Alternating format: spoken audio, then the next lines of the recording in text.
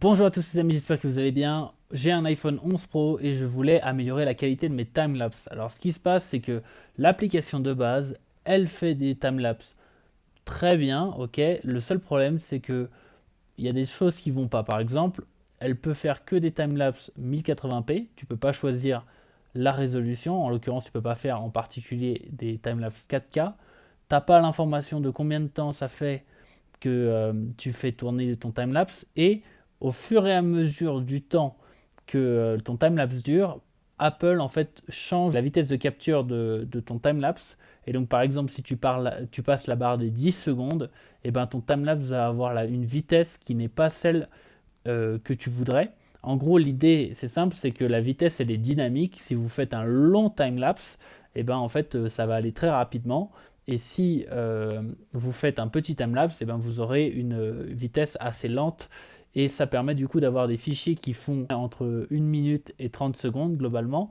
Et en fait de s'adapter. Le problème de ça, c'est que ben, si à un moment vous prenez un timelapse et que pendant un court moment c'est très très beau, mais vous laissez tourner votre timelapse, en fait vous devez prendre la décision le matin, par exemple vous faites un lever de soleil, d'arrêter ou non votre timelapse, parce que s'il dure trop longtemps, et ben en fait le moment beau que vous avez trouvé beau, il va finalement passer très vite sur votre timelapse.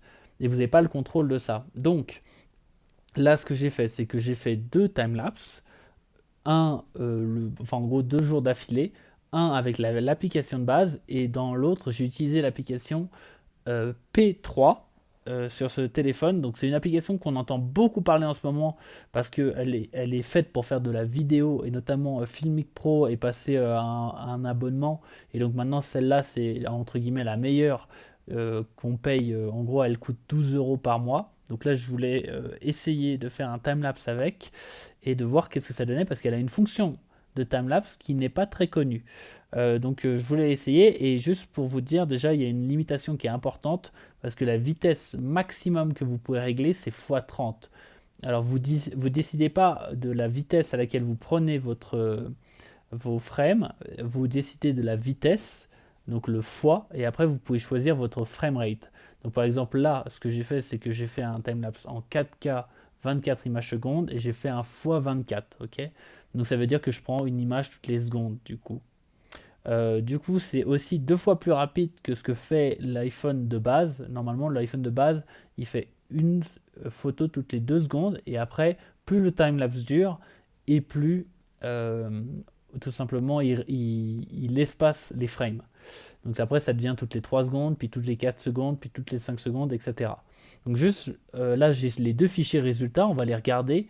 Mais déjà, ce qu'on peut observer tout de suite, c'est que donc, le fichier de base que produit l'iPhone, il fait 57 mégas, ok, et il dure 30 secondes en gros globalement. Donc là vous pouvez voir, ouais, 31 secondes, et donc vous pouvez voir le petit timelapse que vous voyez. Par contre il est en 1080p, et donc comme je l'ai dit, j'ai pas eu de choix sur la vitesse de ce timelapse. Donc là, ça va à une certaine vitesse. Potentiellement, pour une vidéo, je pourrais l'utiliser pour plus rapide. Ce qu'il faut savoir aussi, c'est que c'est du 30 images secondes. Donc si vous avez une timeline de 24 images secondes, vous pouvez potentiellement ralentir le timelapse. Voilà. Et donc vous pouvez voir le timelapse. Là, par contre, de l'autre côté, j'ai le deuxième timelapse. Le timelapse, par contre, là, il fait des fichiers bien plus gros. C'est donc c'est un timelapse qui est très similaire, qui est en 4K. Par contre, il fait 389 mégas, donc c'est beaucoup beaucoup plus gros. Donc il faut vraiment penser à ça parce que du coup vous allez remplir votre téléphone plus rapidement et si vous êtes en voyage, etc., vous pouvez vous retrouver dans une situation où vous pouvez plus prendre de photos quoi. Donc je vous montre le timelapse.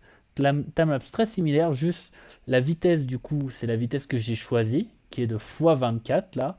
J'aurais pu aller jusqu'à x30 et comme je l'ai dit, potentiellement moi ça m'intéresserait d'avoir plus potentiellement. Bon là en l'occurrence c'est très beau, franchement le x24, mais pour certaines scènes, parce que là c'est des bateaux, mais si c'était des nuages et que les nuages bougeaient très lentement, ce serait peut-être différent. Juste pour noter, c'est que le timelapse dure 2 minutes 20, donc beaucoup plus long, et il est en 4K. Donc vous pouvez voir quand même Donc vous pouvez voir en fait finalement qu'on obtient un résultat très similaire à ce qu'on a vu. Juste à noter aussi qu'il y a quand même pas mal de noise, on peut voir sur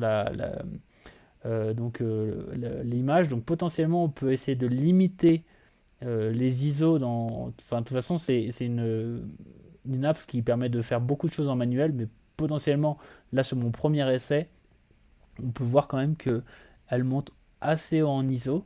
Mais je suis assez content du résultat. Donc fondamentalement, en gros, ça permet de faire des timelapses en 4K, cette app. Ça permet aussi de faire des vidéos, etc. et faire des photos, etc. Mais on parle là que du timelapse. Et le seul problème que j'ai à reprocher à cette app, fondamentalement, c'est le fait qu'on peut monter jusqu'à x30 seulement. Et personnellement, ben, par exemple, si je voulais faire comme l'iPhone sans qu'il puisse accélérer, je ferais un x50 puisque je voudrais prendre 2 frames par.